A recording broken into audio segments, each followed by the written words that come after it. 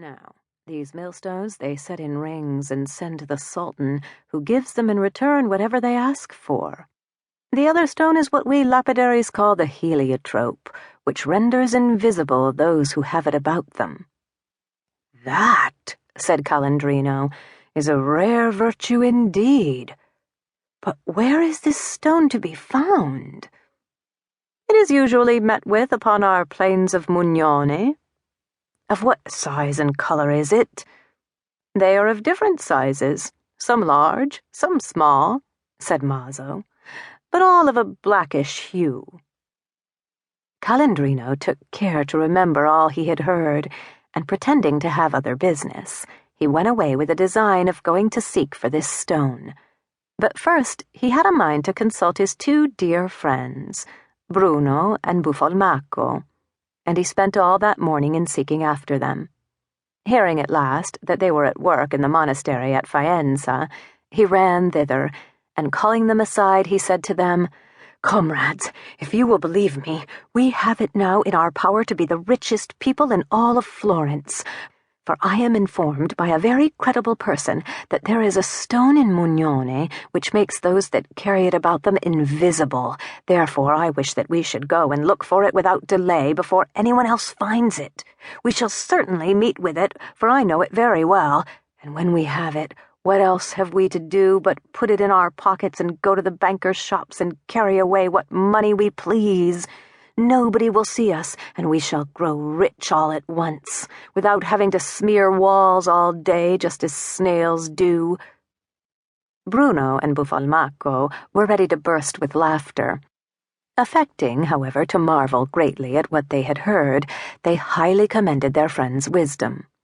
Buffalmacco then asked what was the name of that wonderful stone. Calandrino, having no great memory, had forgot that. "But what have we to do with names?" he said, "so long as we know the virtues of things?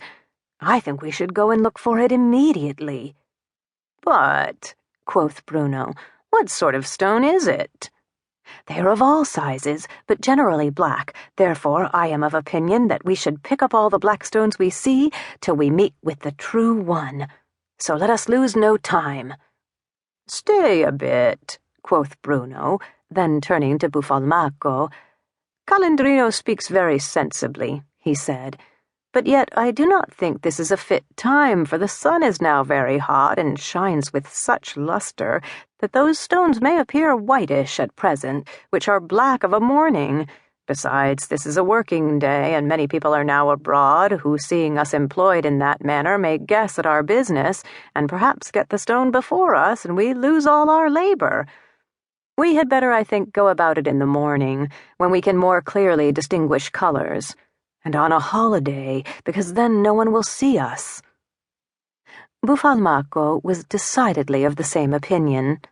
Calandrino acquiesced, and so it was agreed that they should all three go out on Sunday morning, and in the meantime, Calandrino begged above all things that they would speak of the matter to no one, because it had been told him as a secret. At the same time, he let them know that he had heard of the country of Bengodi, swearing that every word was truth. As soon as he was gone, they agreed between themselves what to do. As for Calandrino, he was on thorns till Sunday came, when he rose at daybreak and called upon them, and going through San Gallo's gate, they went into the plains of Mugnone and began to look for the marvelous stone. Now Calandrino stole along before the other two, skipping from one place to another, where he saw anything of a black stone, and putting them all into his pockets. And whilst his companions were picking up here and there one, he had filled his pockets, bosom, and coat skirts, which he had tucked up for that purpose with his belt.